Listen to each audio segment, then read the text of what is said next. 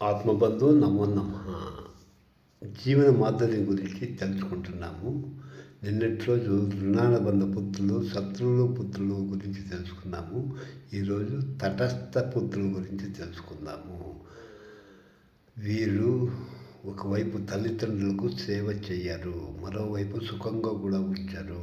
వాళ్ళని వాళ్ళ మానానికి వదిలేసి వెళ్తారు.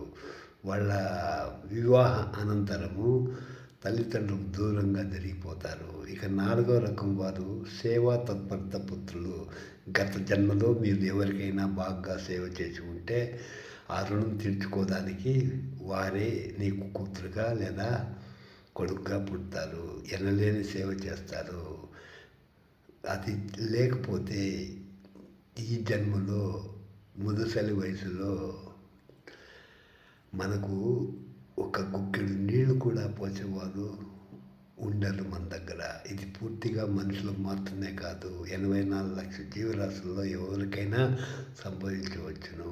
ఒక ఆవుకు పాలు తాగేకి దూడను దూరం చేస్తే వారే నీకు తర్వాత కొడుకుగా కూతురుగా పుట్టి కూడా సాధిస్తారు.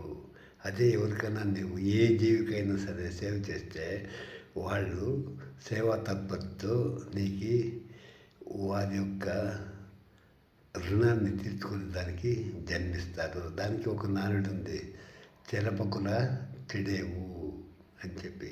ఏది చేస్తే అదే అనుభవిస్తావు. లా ఆఫ్ అట్రాక్షన్ తెలుసు కదా.